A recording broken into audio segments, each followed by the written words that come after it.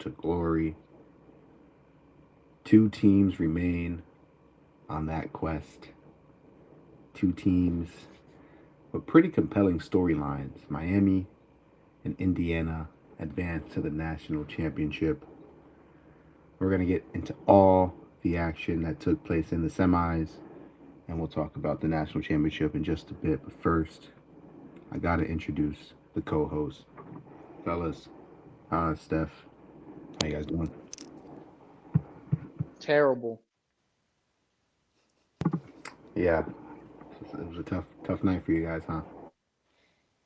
Yeah, I mean, look, I mean, at this point, I've had time to process this and everything, but you know, um, it's tough because once you start getting deep into the playoff, you start having that hope, right, that you're gonna go all the way. But when you actually think about it and put it in perspective, um, from the Ducks' perspective, we had the easiest path to the semis, right? Like we played JMU, and then we played Texas Tech, who basically was Iowa of the Big 12.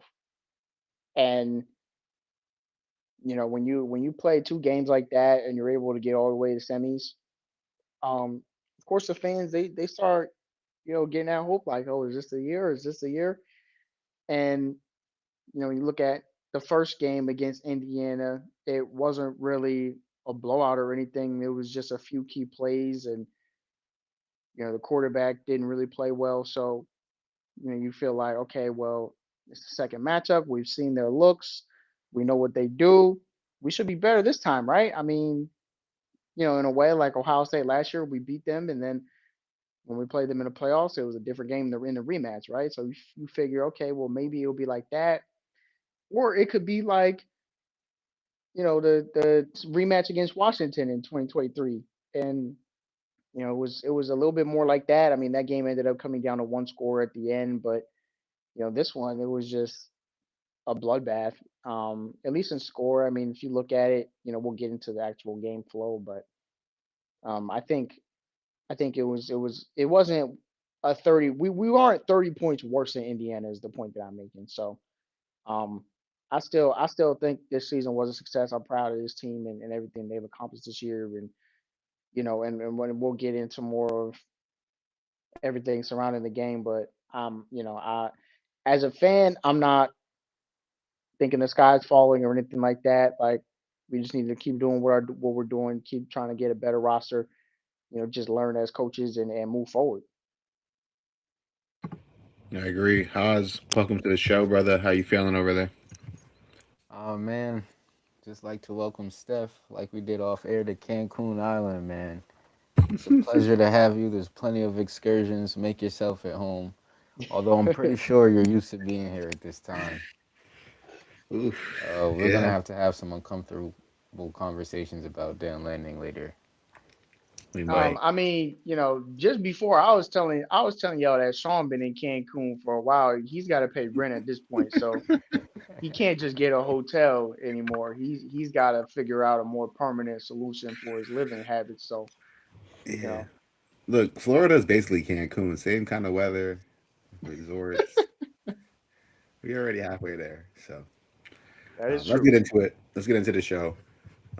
Before we get into that Oregon Indiana game that took place on Friday, Thursday, there was a game, and what a game this was. It was Miami and Ole Miss, a matchup that we were pretty split on when we talked about it.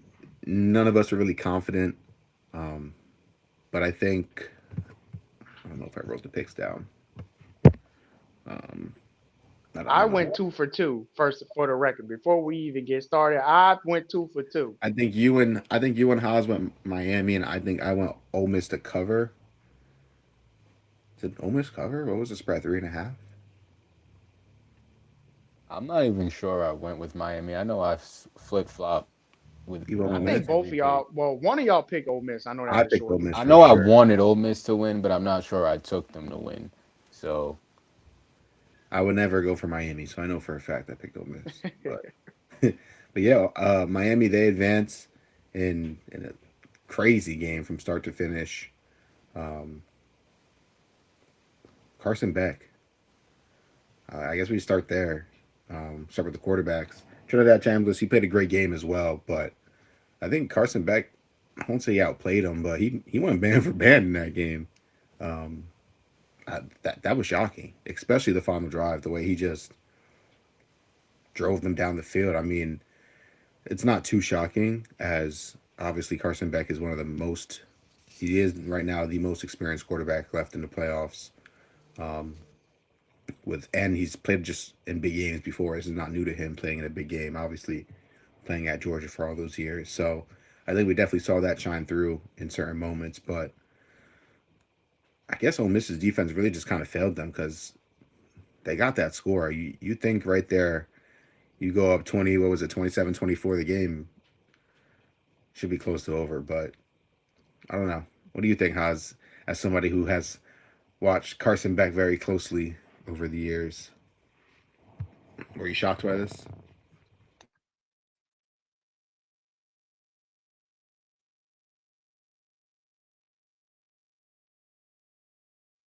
He might be muted, Haas, but what about you, Steph, if he's not here?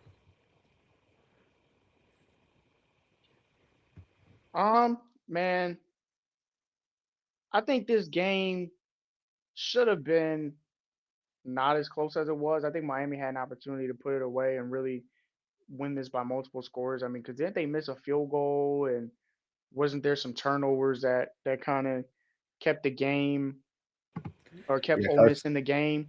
Yeah, Carson Beck threw interception, and they he also fumbled. But I don't think he Yeah, lost that fumble.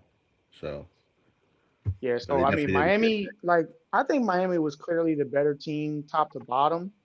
But Yeah, I mean, the great equalizer is an amazing quarterback. You know, when we talked about it before, um, I just I just thought it wouldn't be enough because Miami just has too many good players. I mean, you know, you got Ruben Bain on defense, you got Malachi Tony on offense. I mean, what's the other receiver?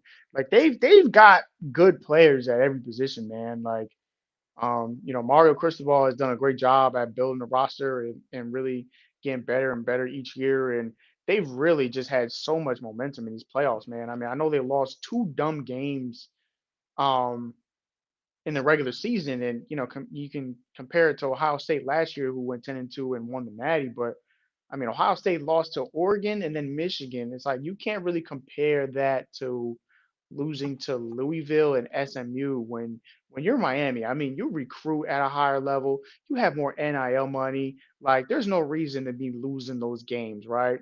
But um, it looks like Mario has learned his lesson and has really took this team to another level when they've gotten to these playoffs. And you know, you could even compare it to my Oregon Ducks. Like Miami had a tougher path in these playoffs. You know, they had to go to Texas A&M um, that first game, and then they had to play against Ohio State the second game. So um, you know, like they really had to run through some tough teams. So once they get to Ole Miss, it's like, look, they've been there before. They've been in tough environments. Um, you know, they've been in dogfights.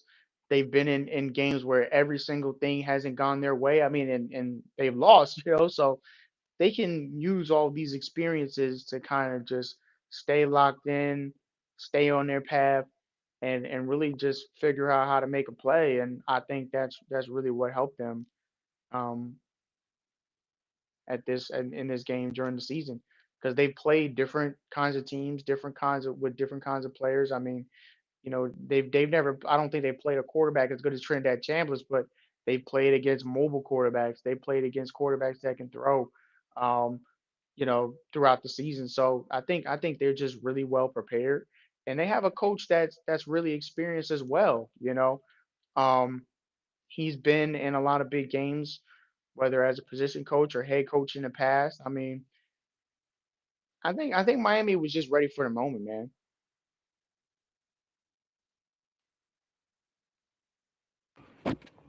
I definitely agree.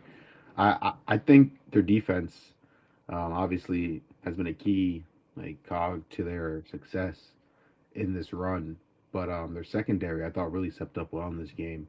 Ole Miss's Yep. wide receivers were super dominant throughout this run, and although they still, 5 catches for Stribling, 5 catches for Lee, and Chandler's obviously he did throw for 277 yards. They didn't really break the game. He only threw for 1 touchdown. None of those guys went for 150, 100, 200 yards. You know what I mean? It wasn't anything Right. that Right. was They too held them in check crazy. for real. That was a great Yeah, performance. I think Ole Miss kind of missed opportunity with Keelan Lacey. I know he was hurt and he was dealing with some things, but he carried the ball 11 times for 103 yards and a touchdown. Obviously, he had the one big long run that is the majority of that, but he was still averaging about 9 yards per carry. I think maybe leaning on him, trying to establish the run a little bit more. I understand, again, maybe he wasn't fully healthy, but when he was out there, he was running like he fully was healthy. And if it's the last game of the season, Yeah. you got to you got to do everything you can. Yeah, I Um, think you got to use every opportunity that you have right. to try to win that game. And even when you have a better run game, you are able to shorten the game. And I think in terms of Ole Miss, I think Ole Miss was probably the less talented team, top to bottom. So you want to shorten the game and really try to control the clock as much as possible. And Hmm. um, I think that's a good take by you right there. Yeah. And on the other hand, I mean, Ole Miss has 21 carries as a team. Miami had 51. Mark Yeah, Fletcher so you look alone at the had difference. 23. I mean, Yeah. and that's the style of football that Cristobal I wants to mean, play, right? yeah. I mean, Yeah. he's an O line coach. This is Yeah. where his bread and butter is, right? So he wants to lean on that, and he even said himself in an interview, I think before the game, he said, "Mass kicks ass." That's what he said. So, you know, he wants to lean on that O line and um and really just try to beat people up. And Yeah. when you lean on that, I mean, I think you give yourself the best chance to win the game because when you look at every position in football, the offensive line is the only one that doesn't depend on another position to be good. Every position needs another position to be Yep. good. If you're a quarterback, you need the O line to block, you need receivers to catch. If you're a running back, you need the O line to block. If you're a receiver, you need the O line to block. You need the quarterback to throw, and even on defense, if you're the D line, if your secondary is bad, then it doesn't really help you much. If your secondary, D line, and linebackers are bad, then you're going to be in trouble as well. So um, I just think that trying to build that old line and really lean on that is what's going to help you win most of these games. Um, so I think again, Miami going into it was the better team to me, even if they lost some dumb games. But I'm personally past that. Like, soon as they won that A&M game, and then definitely after they beat Ohio State, I was like, oh, this is a different team. You can't judge them based on what they did in the regular season at this point. I mean, they're here now. I mean, they're proving that the committee made the right decision by putting them in a playoff instead of Notre Dame. I know it's easy to say that in hindsight, but even It's reality. right. I mean, but look, they beat them on the field, so That you too. know it is That what it too. is. And So I want to go talk ahead. about what you mentioned with like Mark Cristobal and his philosophy because I think that's a great point. Like, I think this is maybe the blueprint for a lot of programs. Um, I mean, he obviously heavy at a high school recruited offensive line, went and grabbed a bunch of 5-star recruits on the O line, um, and then hit the portal for a experienced quarterback every year. Cam Ward last year, obviously Right. this year, Carson Beck, and then grab skill players. Sprinkle them on top from the guys that you recruit. You get big guys like Malachi Tony in high school, and then yeah, I think the emphasis on the trenches has shown in every single game, even against a team like Ohio State. They just bully Ohio State, Yep. like, push them around. In this game, I thought Ole Miss held up better in the trenches than even Ohio State did. I mean, still Yeah. obviously, Ole Miss held up better than I thought they were. yeah. I mean, there's still a clear difference. Miami you saw was dominant, and I think we'll talk about that game versus Indiana. That could be another edge towards Miami again, but um, yeah, that was a great performance from Miami. We got Haas back. Um, Haas, I was asking you a little bit about Carson Beck and just his performance. Did it shock you at all? Obviously, based on what you've seen, and just talk about Your thoughts on that Miami Ole Miss game in general? Absolutely not. I mean, when you think about just where Miami is and with Carson Beck right now, it's really crazy because I was just telling, ironically, funny enough, my girl, because we always watch the Georgia games together, how Carson Beck got hurt right before halftime versus Notre Dame last year on one of the most unnecessary plays Kirby Smart's probably ever called in his college career. Or I don't know if Monken called it, but Kirby had to green light it, especially right before halftime. But they ran a Hail Mary with Carson Beck and he got sacked, and that's when he had basically had that season-ending injury on his elbow. I don't remember what it was. It was either his elbow or his shoulder, but Yeah, that something was on a his throwing collarbone or arm. something like that. Yeah, something on his throwing arm, and it was just the most unnecessary play call. Kirby just trying to be way too aggressive before half in a big game, and just like that play probably had like a less than that wasn't even a 50-50 play. It probably had like a 10% chance of It's hitting. like a 1% Yeah, it's play. for Zachariah Branch, so like we didn't really have any crazy skill players last year. So that play was just not happening. Carson Beck got injured for no reason, and that was the end of his career at Georgia. And when you think about it, he didn't lose a lot of games at Georgia. In high school, he didn't lose a lot of games, so he's used to winning. Like Carson Beck has always won a lot of games, so I really wasn't surprised to see him poise and really manage the game at a high level. I wasn't surprised at all. And once I seen the run game going, I knew it was gonna be tough. I knew it was gonna be tough once the run game got going because that's usually what Carson Beck leaned on at Georgia, and it's just kind of good to see him take advantage of the skill players he has because he always lacked them here, and I guess it worked out for him. It's rare that you see transfers usually go somewhere else and make the national championship the next year, starting every game. So he's I think he'll be an anomaly more so than an example for what's to come with 1 year quarterbacks. I think it's interesting though because Miami at this point they're not even really trying to recruit a quarterback out of high school. Right.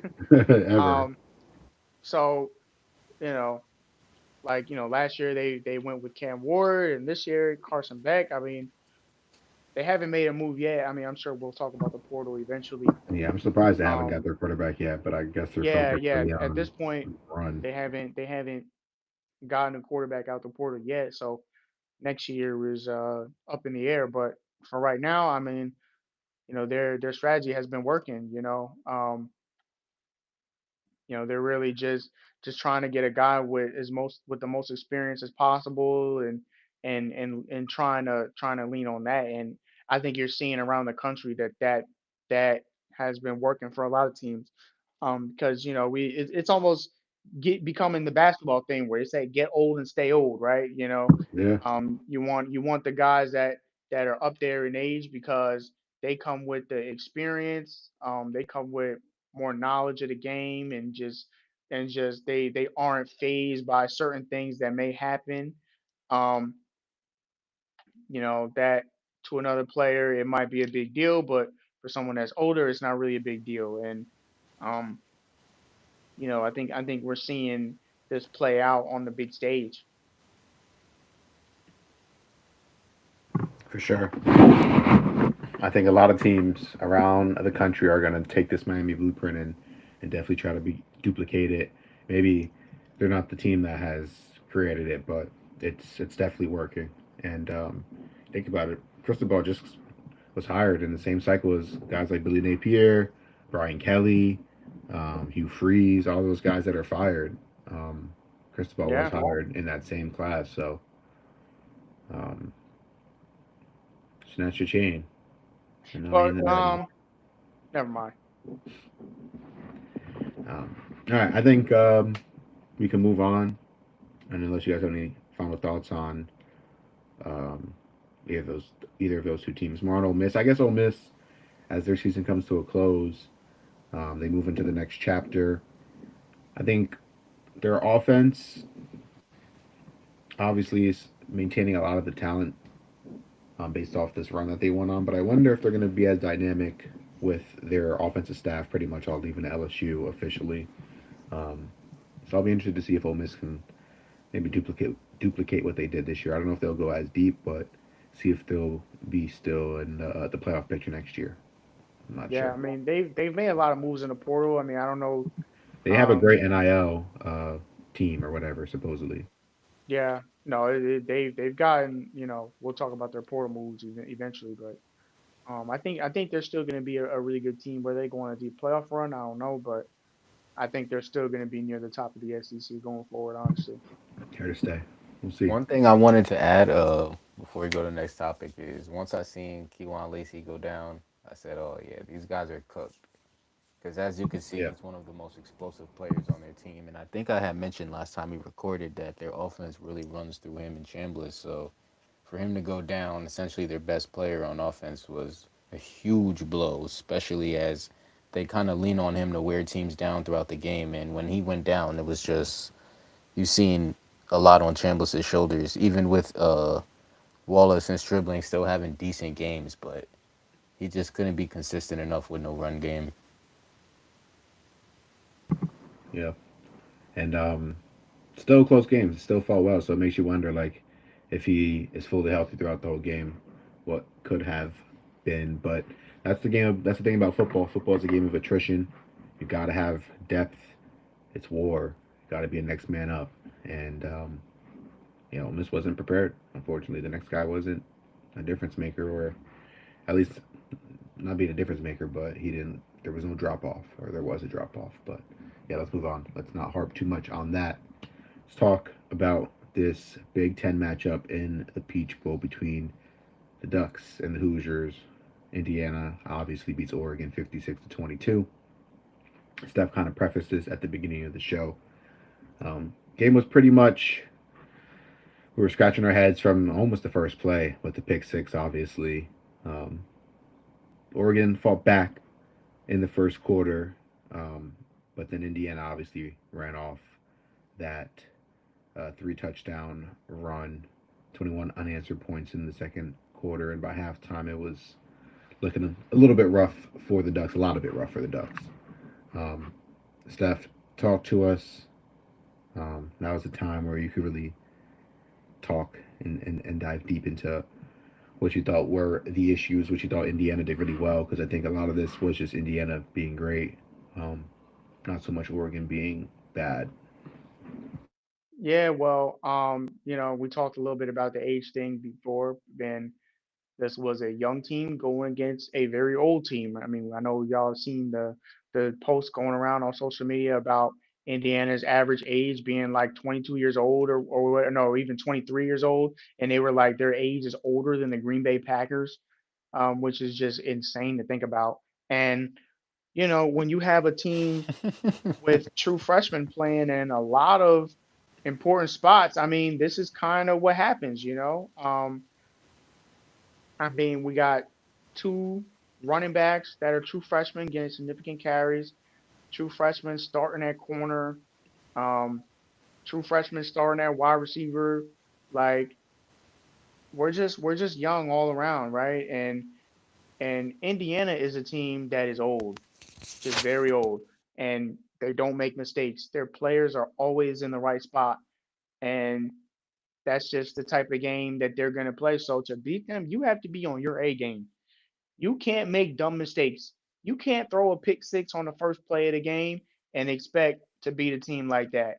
Um, so like this is just the type of game that we had. We're real sloppy. Um, just dumb turnovers all over the place, the fumbles. And unfortunately, a lot of it was on the quarterback again. Like I just think like if he plays a B plus game, I think we're within one score. I'm not saying we win the game or anything like that, but I just think without those turnovers, I mean, we were moving the ball pretty well. We Our defense was getting stops, you know, um, enough stops. We obviously didn't get a stop every time, but when you're putting your defense in that kind of position where they're backed up in their own red zone, I mean, what are you gonna do? Like you can't blame the defense when the offense isn't helping them at all. And you know, I think when we actually um weren't turning the ball over. We were actually moving the ball. I mean, after the pick six, obviously that's your first scripted drive. So we go right down the field and score pretty easily. Um, and then so after that, you're like, okay, it's 7-7, like we're in this. And then um, you know, um, after that, we get Dante just on like an RPO play, just elbow hits the running back and fumbles the ball on like our own 5 yard line. I mean, so at that point, I just knew like it's probably over. Like if this is just the type of stuff that's going to be happening, I mean, that has nothing to do with Indiana. That's just you're losing. You're not playing well. You're not on your P's and Q's. I mean, the lights are just too bright, man. And it happened twice for Dante Moore this season, and it was kind of odd to me because against Penn State he wasn't like that. Against Iowa he wasn't like that. But at the same time, I don't think Penn State and Iowa were showing looks and defenses that were confusing it mentally. I think Indiana was the first time all year where um, he dropped back to pass and didn't really know where to go with the ball. So I think that was something that was just running through his mind both times playing against Indiana. And I think after the first game, it just got even worse. Um, so I just think that he was just in his head, and we'll talk about what's next for the future, but I think he's not ready for the NFL. I think he really needs to go back to college because Yeah, I was gonna ask about that. um What do you think? yeah, I I want to mean hear Haz's thoughts too, but he you he start has first. less than 20 Oh, starts. I you think he already has know what I'm gonna 18. say. He has 18 starts in college, and when you look at any quarterback that just doesn't have that many starts in college, they never turn out well in the NFL. I mean, look at your boy Anthony Richardson. He's he Whoa, whoa, hey, they hey, hey, they would rather whoa slow. they would rather sign a grandpa who hasn't played in 5 years than put him into a football game. I mean, this is what's happening to these players that don't play a lot of football. I mean, you need the experience, you need the reps. I mean, and then look at someone like Bo Nix, who's been, definitely more successful in the NFL. Um, the Broncos are in the playoffs right now. Um, so I'm not saying you need to play for 5 years as a starter, but you definitely need to show that you've grown mentally. I mean, he's a young guy, 20 years old, and what's Mendoza? He's a fourth year player, right? So he's what, 22 at this point. So again, just different age, different level of mental maturity, and we've all been there. You know the difference, how much you grow when you're going through college and in those years in your life, even if you don't go to college. So, like I just think Dante needs to come back because I mean personally I put most of that game on him. I mean, I think there was opportunities where it's like if you just don't turn the ball over, then we're in good shape. I'm not saying that we just win the game or anything. Obviously, like I said, you got to play your A game, but I mean, that's really just the story for me is the turnovers. And I've been talking to a lot of Ducks fans. They want to blame the coordinators having different jobs and things like that. I mean, that might have played into it, but as far as game planning, but I mean, we didn't even really get an opportunity to see the game plan because we were down by so much so early. So at that moment, the game plan completely changes. I don't like if it was a normal game flow with, we're going score for score or, we're in within of one or two scores. It's like, okay, now you can judge the game plan and you can talk about how the coaches weren't on their A game because, they were halfway in, halfway out and things like that. But I mean, me personally, I think even with all that, we still had an opportunity to win. I'm not really, really willing to make those kind of excuses. I think a lot of that is just fans trying to cope, like, oh, our coaches weren't in and this and this and that. I mean, look, it's the reality of the sport with the calendar being as messed up as it is. So it's just something you have to deal with. And I just hope that Dan Lanning learns from this experience because he is a still really relatively young coach. I mean, if you look at every game that he's lost in his career, it's been to a head coach that was way more experienced than him. And other than 2022, so 2023 on, he's only lost to teams that have played in the national championship. And in 2022, he lost to a Washington that went 11-2, and Oregon State that went 10-3 in their best season in basically program history, at least in my lifetime. So, I mean, like when you look at these losses, it's not like we're losing games.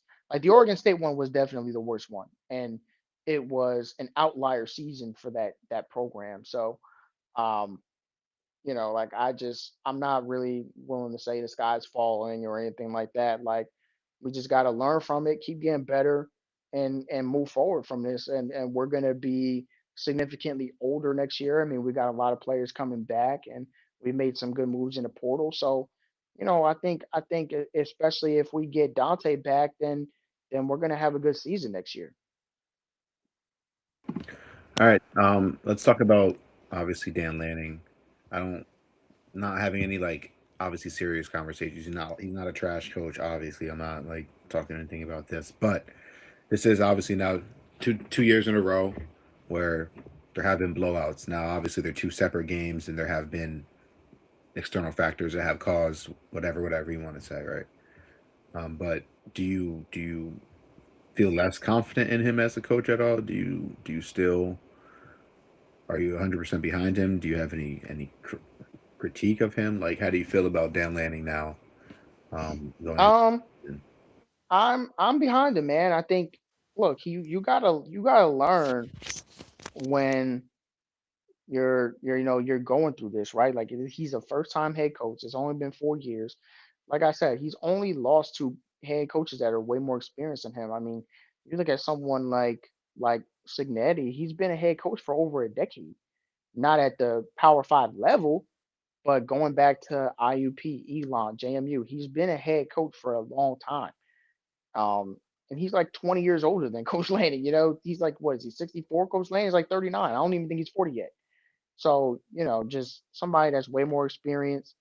Um, and as far as the coordinators leaving thing, and maybe he should have just said, you know what, if you're gonna take another job, just go to the other job because you're hurting us more than helping us if you're one foot in, 1 foot out. I mean, I heard stories of Will Stein, flying back and forth from Lexington to Eugene during the week and stuff. It's just it's ridiculous, when you're trying to prepare for a game and you got your offensive coordinator and defensive coordinator going back and forth to different states. I mean, um, so I think, if you want, you could say, maybe don't leave, but you're just not calling plays. You help us with the game plan, everything like that. But just try to take some of the responsibility out, so they can focus on whatever they got going on, and I think there's different things you could do because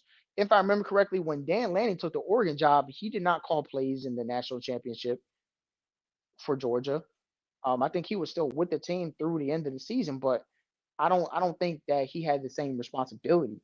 So I think they were just trying to keep the game together for that last run, but the reality is like, look, like it's a job and people are doing what's best for them. And if they wanted to stay at Oregon, they would have stayed at Oregon. So, if they're gonna leave, then maybe they need to just leave.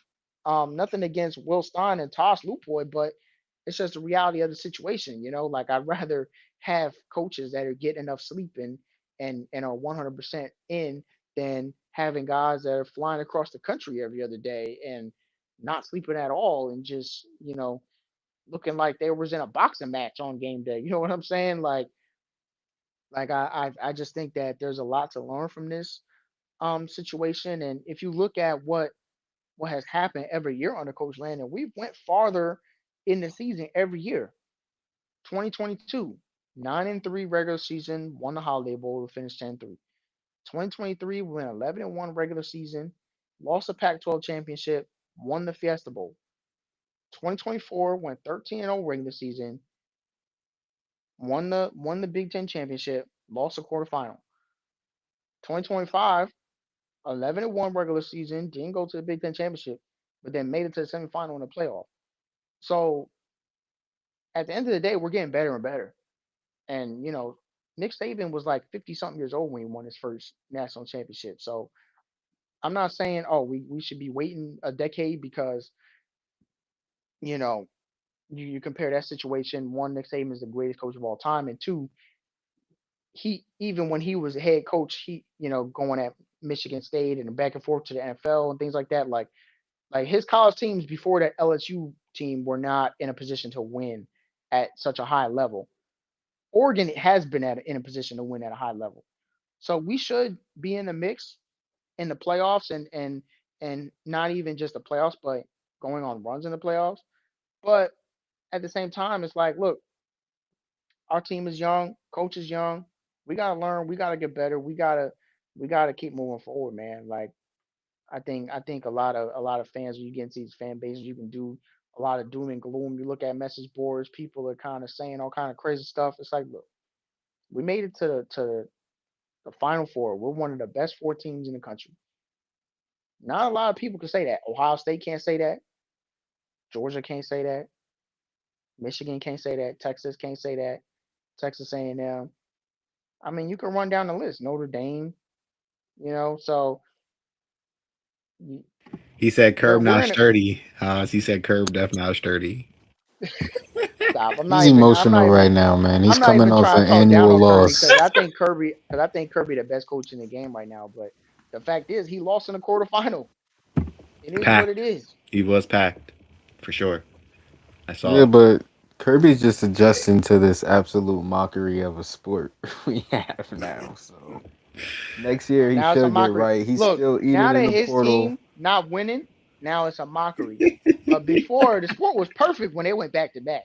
Just so y'all know, the sport was perfect when they went back to back. I never said it was perfect, but everyone's adjusting. Like you got to pay to play now, and if you don't believe in the system and you want to develop your own players, and I salute you for that, as opposed to just trying to buy the best players, not win, and then have them leave the next year, go bankrupt. So at least next year, I know we'll be back. And when you're a real fan of the sport, you still embrace conference championships. You still respect rivalries, and you honor those things, and that shit still matters. So Hey, there's well, we still beat shit to be Washington, won. so and we own USC. So See, that stuff matters. For sure. Let's talk a little bit about Indiana. I guess we'll talk about Indiana when we talk about Miami. Any last thoughts on Oregon? How's you didn't talk anything about this game? Any thoughts on this game? I know wasn't much to think about, to be honest. Uh, I actually watched this game live with you, man, and Yeah, we before it did. came on, I said minus 20 and a half or something like Yeah, that, we and were then talking about that in. long behold, it was minus about 45 and a half. So yeah, I'm not gonna lie, I I got a just think when bad you feeling spot before a the game. a well balanced team, points, it never ends well. Yeah, Like no, never. obviously you have to win the turnover margin, and Dante Moore, the lights were just way too bright for him. His pathetic of a coach. Uh, he's a great recruiter, but Sean said something earlier. He goes, Dan Lannon is not a terrible coach, and I don't think he's a terrible coach. I think he's a great recruiter, but as a head coach, man, I think we're kind of starting to see through his act. I think the Dave He's Chappelle not act built is in So we kind see of substance. through it. We see through his act by going to the Final Four. Okay. the Dave Chappelle act is kind of getting old. I mean, I think that he doesn't keep the same energy when he loses, and it's kind of corny, but next year, there's You always know what I next think it year. was? Nah, we win it next year. You know what I Sorry. think it was? Dante Moore coming out with them baggy ass sleeves, man. You gotta stop with the baggy t-shirt, man. That is That not shit drip. sucks. Somebody It's need to not sit true. him Look, down, bro. here. I want us to remember this moment where Steph's complaining about Dante Moore and his baggy drip, because when Raiola starts next year and everything is extra schmedium, he's gonna be wishing he had baggy Bro, drip. no. Listen, He's man. gonna want to Listen, go back to the Yeezy season 6 because he's about to be having a Skims Yo, quarterback. All right, so yo, let me Dante stop gotta you real stop quick, with Steph. the Let me with the stop you with the because shirt. I don't think Dante Moore's coming back. Here's my thought process. Even if he doesn't go number 2 overall, I think he's pretty much a surefire top 10. He's definitely going in the first round no matter what. How much more money is he going to make? Like, Oregon will pay him like max, like what, like $6 million next year, like on some crazy shit because they're Oregon and they can, I guess, afford that if they wanted to. Like, he will still probably make that next year as a rookie. And is he like, he's going to get developed in the NFL? Like, he doesn't need to get developed at Oregon. He got developed at Oregon for He's not however. gonna, bro. If he goes to the NFL, he's gonna get thrown to the wolves, man. He's Well, not that gonna get that depends on developed. the team. The team should No, be it no doesn't. better It unless doesn't Bro, it's matter the on the Raiders team. and the He's not ready Jets. to go to the NFL. He needs Bro, it's that. the He Raiders needs and the another Jets. year That of would be career he's college. going to the suicide. league. He's going to the league. That would be career suicide to go to the Raiders or the Jets. He's not You're going just over asking. Mendoza. So So there's either no. way, it's the Raiders. So you're saying he's gonna get picked by No, the the Raiders. Raiders have the number 1 pick, so he'd be So he's going to going the to the Jets. Jets. Exactly. No, that's career suicide. You're literally asking to just be 4 years and then out of the league. Like that's the Justin Fields path. There's no team he could go to that would be good for him. He's just not ready to play in the league. I I mean, agree. if he I was ready agree to that he's play in the not league, ready. you would have seen him diagnose, make checks, and Right. show he's much more advanced at the line of scrimmage and ready Look, to play at a higher level than Steelers are going to take him Indiana's at defense. 21. He'll sit behind Geno Smith for a year, and then in 2027 he'll be our quarterback. I like that. I like that. Jacking that. No. I think him declaring for the draft is You think Dylan Raiola committed to Oregon to be a backup? I think that he was willing to be the backup if Dante Oh, came back. hell nah, Steph. Hell nah. You're I listening. Hey, think You're, that's this true. is I just mean, he what I'm. doesn't know Dante's decision, Yeah, so this is he what had I'm to make hearing a from the decision people, man. regardless. I think he does know Dante's decision. That's This my is what thing. I'm hearing from the I people, think he's man. assuming his decision if he does think he knows it. You don't think Landing was like, yo, sign his contract? I don't think Landing knows. Shit. Maybe not. I think that they recruited Dylan saying, "Look, if Dante comes back, you're gonna have to sit behind him." I think Dylan is willing to take that path, man. I mean, he saw what it did for Dante. You look at Dante at UCLA, Dante at Oregon. Dante was way better at Oregon. And I think Dylan understands. Like, look, like Oregon is gonna put you in position more than Nebraska was Yeah, I guess we'll see. We Position to shall. do what? to maybe not go 6-6. Nebraska is Yes, tough. but I kind of think Justin Herbert's playoff performance. I mean, Oregon's quarterbacks, the trajectory Yeah, is not looking too that was a bright. different staff. That was a different staff. You can't look. We Hey, ain't have not a nothing. That was different Cristobal. That was Cristobal. You gotta talk about Bo Nix. different Talk staff. about Bo Riff Nix. Raff, Kim Cash, same logo, buddy. It's Talk all about Bo Oregon alum. Nix. We'll see about Bo Nix. We don't know about Bo Nix yet. We're about to find out about Bo Nix. Oh, we are about to find out about Bo Nix. One and Broncos done with going the to the one Super Bowl, seed. bro. Broncos going to the Super Bowl, bro. All right, bro. All right. Let's move on. Let's talk about this natty. What a natty it is, obviously. Set the table. The big storyline, obviously. Fernando Mendoza being from Miami growing up, how they say like a mile away from the campus. Obviously, even last year in the transfer portal when he entered, it was between Indiana and Miami. A lot of people thought he would go to Miami. Um, I know on Twitter, a lot of the Miami fans didn't want him. And he chose, obviously, Indiana, going home to play this game in Miami against his hometown team, trying to get a victory. Doesn't get better than that. Boys, talk to me. The spread right now is Indiana minus 8.5. So that's over a touchdown favorite. Um, what are we thinking about that? Because when I first saw this, my immediate thought is I'll take Miami with the points, even though Indiana has been as dominant as they are, because that is a lot of points. But I mean, Indiana is a buzzsaw. We were just talked about Oregon. Um, talk to me, boys. How we feeling? I I'm gonna just say it right now. I'm picking Indiana, man. Indiana is just a team that does everything perfectly all the time. They're so old. They're so experienced. I mean, they got a better coach. That's a better game day manager than Mario. I just think Indiana is the chosen one, man. Like it's weird saying it because it's Indiana, but Indiana is not a Cinderella story. They are the I'm not saying that they're as good as these teams or anything like that or better than them, but just in this year, they are the 2021 Georgia. Yep. They are Ohio State. They are Clemson. They are Alabama. Like they are the best team in the country by far. It's just that they have a logo that we're not used to seeing be this good. You know what they remind me of? They remind me of UConn women's basketball. Like, do you remember when they went 2 years in a row undefeated? That was when we Like, were in high school, probably. I think. yeah, and it would be like such a big deal when they lost a game. I mean, they've had so many undefeated seasons. They've won so many championships. Like, that's what they remind me of. Just perfection, just players always doing the right thing. And they play against other teams with good players, but those teams just don't play as well together. And that's what Indiana is, man. Like they've played against a lot of good teams. They beat Ohio State. They beat Oregon. Like you can't say anything about their resume, man. They're undefeated. You can't say they played a weak schedule. They beat the best teams on the schedule. They've won in the playoffs and they've made it all the way to the end, man. So I think they're gonna finish the job, man. Like I think they're inevitable at this point. Like they're just gonna play well. You know what you're gonna get from them. And I think at this point you kind of know what you get from Miami, but that's also not a perfect game. Like you look at all of their games, even though they've won, they've been flawed victories. Yeah.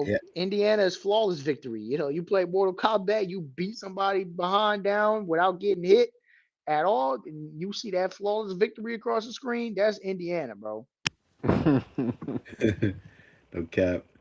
I also want to say we haven't seen that Mario Cristobal moment that we're so used to seeing. You brought it up. Kirk Cignetti is a way better game day coach than Mario. And obviously, he's known for just his blunders, his lack of time management, a lot of things that have obviously affected Miami in the past. That hasn't happened so far, or it hasn't at least spurned them enough to make them lose games. When you're going against a team like Indiana, like you mentioned, that absolutely will happen. You know what I mean? So I wonder. I wonder if we're gonna get a classic Mario Cristobal moment here in the Natty. It would be the worst time for it to happen, but it would make the most sense for it to happen then. Oz, where's your mind at? I'm definitely gonna go with Indiana. I mean, I just think they're the most physical team. Like Steph said, if you listen to all the teams he just named, they were some of the most physical teams across the country. So I definitely am gonna give Indiana the money line, but I'm not sure about the 8.5 point spread. I think it'll be a much closer game. I think Miami's proved that they can run the ball. I think Miami's proved that they can run the ball on anybody. So I definitely don't think they'll struggle running the ball against Miami. And if they can do that, they'll control the clock, limiting Indiana's offense. So I think it'll be closer than what people expect. I really do. But I There's a don't think certain that there's a they'll go score ahead, enough Oz. points. Yeah, I don't think Miami will score enough points at the end of the game. So I'll give Indiana the money line. Maybe 3.5. I don't know about 8.5 though. Two possessions is a lot. I think it's gonna come down to the last possession. There's a certain Oregon beat writer that is going to say that Mario left Oregon and won before we did if Miami wins this national championship. So um I kind of need Indiana to win because I don't Same. know if I could deal with that going forward, man. Yeah, I need that Indiana win as well. I mean, it would set my Florida Gators back massively for Miami to have a natty. It would not be a good look for just in recruiting and all that stuff. So we're all on the Indiana train here. Um, but I kind of also am leaning a little bit towards Haas though. I I wouldn't be shocked if Indiana just dominates. I mean, they've been blowing everybody out all year. Like they've been beating teams by 10, 14, 21. They just beat Oregon in the playoffs by 30. So like that would not shock me at all. But All right, y'all going Miami cover? I think I don't know. I just feel like Miami, their trench I'll go work, Indiana cover. I'm traumatized, man. is really elite. I just don't trust the quarterback and I don't trust the head coach, even though so far they have proved to be trustworthy over this run. Um, I just feel like it's inevitable that a Carson Beck like interception that we just all know and love from that guy late in the fourth quarter, and Indiana takes it back and wins by 14. Like I don't know. I'm gonna take But if you Indiana. notice, we were waiting for that infamous Carson Beck Yeah, turnover an Ole Miss last game, game. right? And Yeah, he and walked him down. he kept the ball in his hands. He didn't want to throw it. I'm like, wow, this He guy played is well. playing. Yeah, I think that Miami playing in Florida is just a huge advantage. I know it's Yeah, not it's in Florida Miami. campus, but it's still a huge advantage. And They're playing in their own stadium for the Natty, bro. It's That's crazy. true.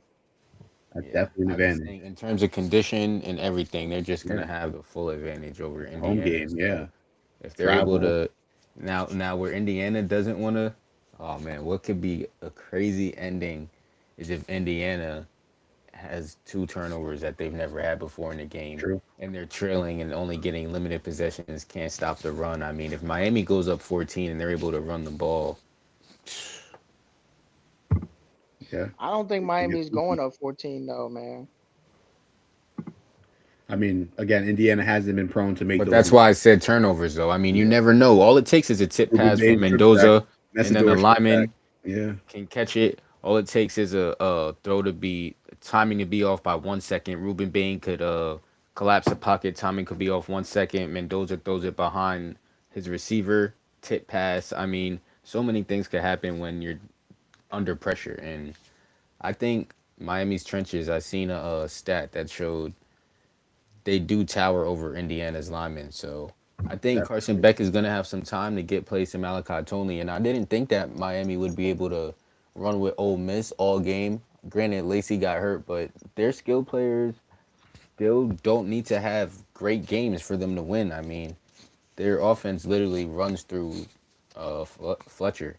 It runs through Fletcher. It runs through Beck. It So does. And and that offensive Tony, line. obviously, Malachi Tony. I mean, is an absolute dog, true freshman, leading the nation in receptions. And this guy is just a. This guy is crazy. I don't want to put him up there with Tyreek Hill. I don't even want to compare him to Tyreek Hill because he's his own guy and he's just way different. But I think he's just as explosive as Tyreek Hill as a playmaker.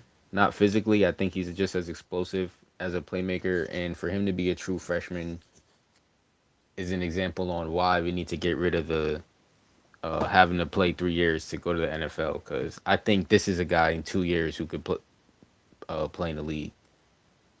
Because he's just making people out there look silly in college, and I Mind you, definitely pic- I he's definitely ahead. picture him. Yeah, I definitely picture him putting some people on a poster in the national championship. Yeah, Yeah, his he facial reclassed, awareness. so he should be a senior in high school right now, which is even Yeah, crazier. he's young. He's really young.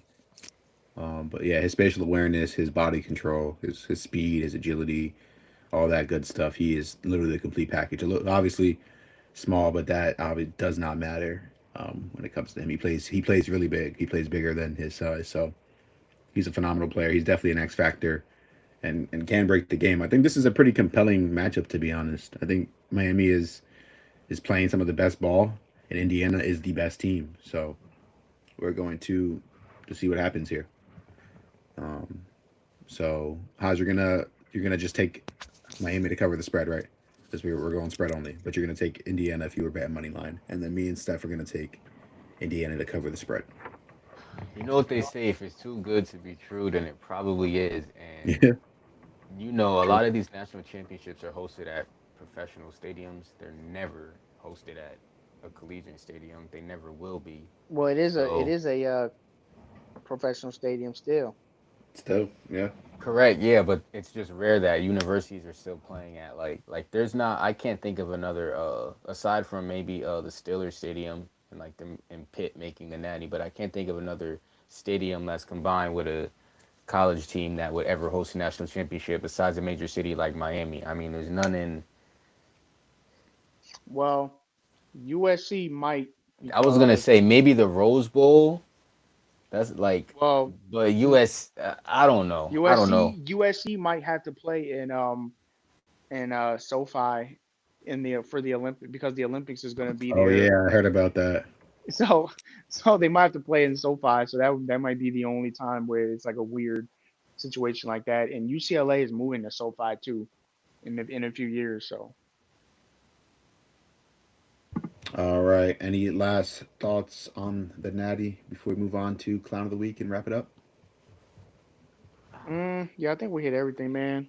Yeah, Um, I'm locking in my pick with Indiana. I just think that it's going to be a true heartbreaker for Miami fans. I think they should expect to lose so they don't get their hopes up and just be grateful that the U is somewhat back. I mean, they've made it to the Natty. I can't say they're fully back until they win it because this can be a fluke run. I mean, we see how quick college teams' windows closes, but and how quick coaches can go. I think Crystal Ball will obviously stay at the U, but you never know what money make do. So I just think that it's too good to be true for Miami. So I'm gonna lock in with my Indiana pick, and Okay, let's do it. All right, let's go wait to everybody's favorite segment. You guys have Clown of the Week? First off, before I of move there. course I have a clown of the week, and it's a pretty big clown. All right, let me play that music then.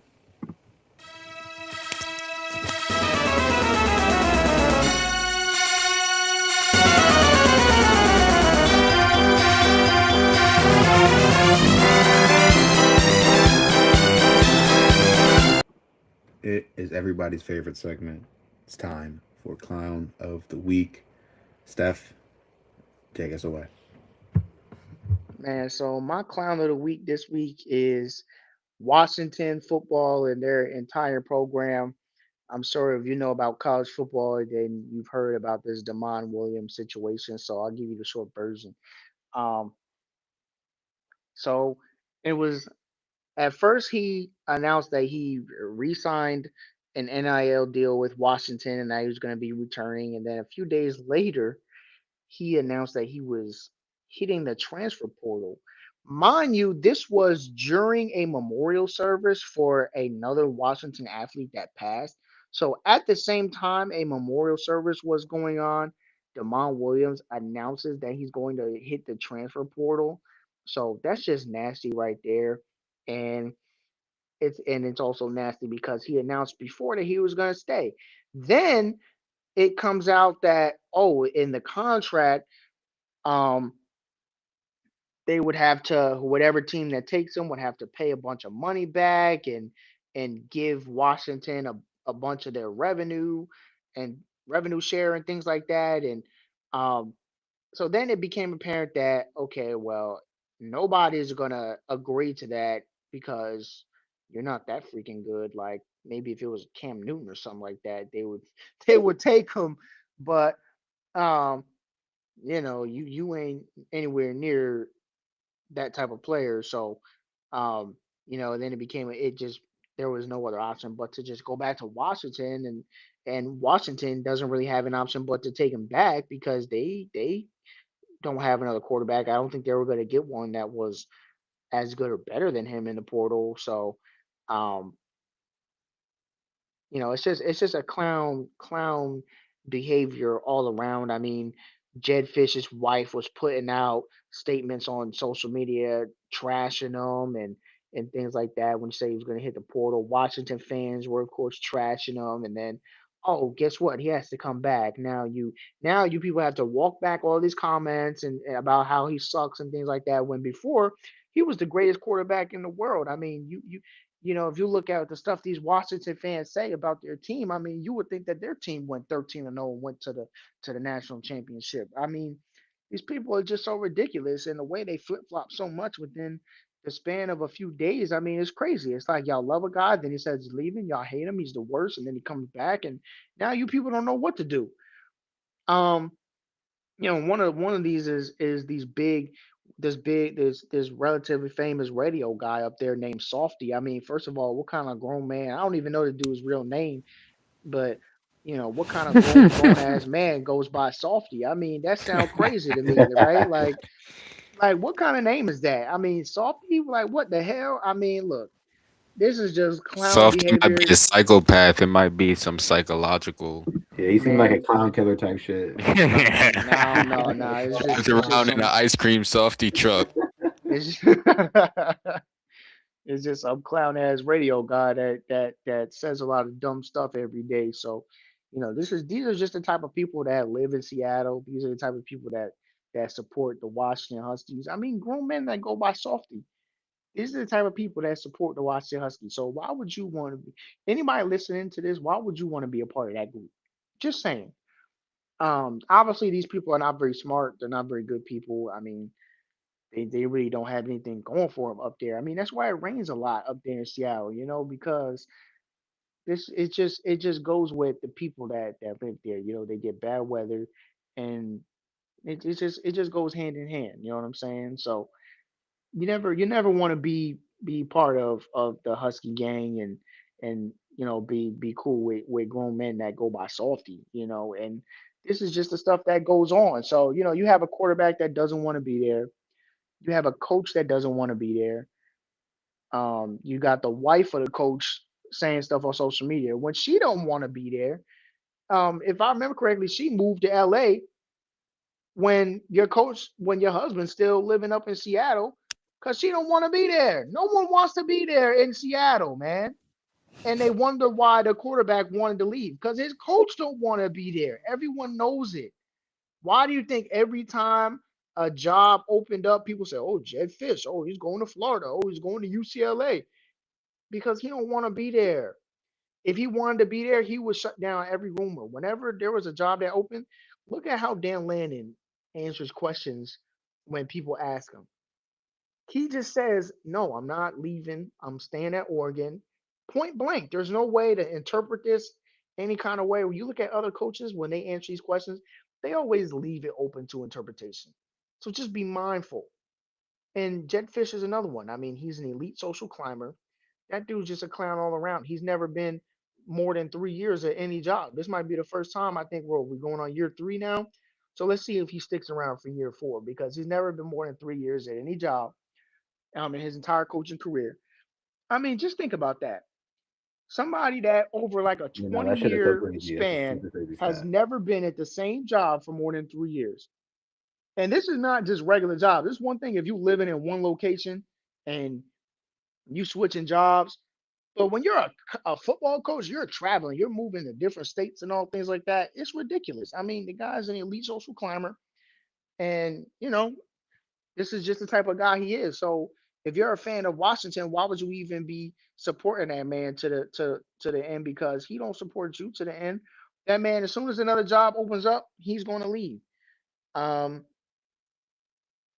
so you know that's just what goes on in Washington. I mean, this is just a clown situation from all sides, from Demond Williams' side, from the coach side, from the team side. I mean, even the coach wife, clown. I mean, you're like 50 years old sitting there writing Instagram comments about a damn 20-year-old. I mean, what do you know about football? Like this is, and this is what I gotta say. In this era, everybody who's just like sort of related to somebody that's famous thinks that they should be famous too. I mean, you see it with athletes' parents. A lot of these guys they want to be the superstar more than the damn child, and it's ridiculous to see. Whether it's the athletes' parents, brother, cousin, like they think they're supposed to be famous. It's like why am I seeing all these tweets from parents of athletes? Like you're not the athlete. Why do I give a crap about what you say? Like it's just I don't know, stuff like this just boggles my mind, man. Like I just can't picture anybody in my life that's of that age really, doing something like that. Fixing their thumbs to write an Instagram post about a 20-year-old college athlete. But, this is just the world we live in, full of clownery, man. And that's why we have Clown of the Week to point it out. That is exactly right. That is exactly right. Haas, do you have any Clown of the Week nominations? My clown of the week is gonna go to a group of people, actually, not a specific person, and that's gonna go to a group of people relative to an NFL subject more so than college. But I'm sure if anyone who watched ball this weekend, playoff football, they watched the Jacksonville Jaguars and Buffalo Bills game. Um, and there's been a lot of controversy going on about one of the reporters named Lynn Jones in Jacksonville who had gave the Jaguars coach some grace after a I'm glad huge you brought this loss. up. Me too. Me too. She gave him some grace after a huge loss, and anytime you see something on your timeline, you got to assume it's clipped from a larger video. If you have any common sense, you don't just run with what you see and assume that's the narrative because that's literally what they want you to do when you go on social media. So anybody who has a brain would understand that the clip of her giving Liam Cohen grace was followed by her saying, "I'm not a sports analyst," or she's just a local reporter who's been around for probably longer than Liam Cohen's been alive. That's how long she's been doing her job. So I see a lot of outrage and just hate towards her, complimenting him, saying this isn't the time for this, da da da da. But I think that people are so stuck in their world and they forget like these people don't want to talk to the media in the first place or reporters. So to think that your opinion matters more so than the people behind the stands is ridiculous because like I said, they don't want to talk to people anyway. So the fact that someone's giving them grace or showing some signs of hu- uh, human element, like Liam Cohen's not taking what this old lady says back to the drawing board. Like anything she says, he's just taking as who she is. I think people are taking it way too literal and acting like the lady is trying to rub his back and coddle him like she doesn't understand the magnitude of the game. I think that the Jaguars have been asked for so long, just like anybody who watches ball knows. Yeah, they've had Facts. Trevor Lawrence and they've made the playoffs, but she knows season was way different than any season they've ever had. The energy's crazy, especially with Travis Hunter there. I mean, she probably sees the future with this new regime, and she's confident and wants him to not feel like he's on a hot seat because that's all people want to do is put coaches on a hot seat, hot seat, hot seat. And I just think that she probably has a real relationship, unlike anybody else commenting on the video. And people just want to hate and clown. You're a clown if you're thinking that that moment is much bigger than what it really was. I think she just gave him grace in that moment, and people were turning it into a fucking like she was handing him a participation trophy. Shady McCoy, it's participation, homie, not appreciation. Like, so my clown of the week just goes to the group of people who are anti Lynn Jones. And shout out to her for doing her job the way she want to do it because she been doing it longer than people been alive. So that's who my clown of the week goes to. The Lynn Jones haters. Yeah, man. Like that whole thing was just ridiculous, man. Like when you think about what happens during these times as well, it's like literally everybody on social media and at pressers and things like that is going to be pointing out the stuff that they did wrong after a game like that, right? Where they lost a playoff game and the season's over. And you know, is it so bad that one person just says one nice thing? Like people are like, oh, you gotta have unbiased journalism and all this and that other BS. It's like, yo, like I get that, but No, you we're don't gonna get either. it. Like her Yeah. saying that does not take away from anything else that anybody Right. else was going to say. Because the next guy to ask the question was gonna ask about what happened during the game or whatever. Like her saying that literally didn't even do anything in the grand scheme of things in terms of like people being able to ask questions and get their quote unquote unbiased journalism in there. I mean, look, like because again, everybody is going to be trashing the Jaguars at that point. So one person saying a nice thing is not the worst thing in the world, man. Like if anything, it's really good. It's like how miserable are you people now that you see somebody saying something nice to somebody when they're at a low moment and you think that they shouldn't even be doing that. Like I just think it's ridiculous, bro. Like And like you said, everyone, I know you want to get your take in, Sean, but I just think that, like you said, everyone's saying it has to be unopinion journalism. Like the NFL is a business. Everything is ran different in every franchise. No, it doesn't. If Jacksonville's media wants to move one type of way and have a certain type of journalism or media, that's how they want to move. If they want to be much more active on using like uh, culture cultured graphic designs and try and be more ahead with the times than other franchises, and that's what they want to do. Like people are going to run their media how they want to run it. Each NFL franchise is different at the end of the day. Like that probably wouldn't have happened in the Patriots press room. That probably wouldn't have happened in the 49ers press room. Like there's going to be different types of media everywhere. So I think that people ultimately forget like the traditional way of doing one thing is so old school and boomer mentality. Like regardless of what the definition is of a credential or media, like it doesn't matter at the end of the day. I think that people are forgetting these are real communities and real people with real relationships. Facts. I mean, I agree with everything you guys said. Like I think you guys hit the nail on the head. Like this lady has been 30 years credentialed for the Jags. Like 30 years she has been doing this. She also works for a newspaper. She doesn't even work for like a sports and media outlet. She works for a Jacksonville local newspaper. So like of course she's going to be biased. She is part of that community. If her boss doesn't care, if her boss isn't mad, then it doesn't matter. That is the only Fact. one that she needs the answer to. Like she is allowed to ask whatever question as long as she's doing her job. You know what I mean? And seems like she's been doing her job for 30 years. Well, so I don't get what the issue was. It was 20 seconds. Didn't take anybody's time. The coach appreciated it. Just people thinking that they're more important than they are goes back to like what Steph was talking about.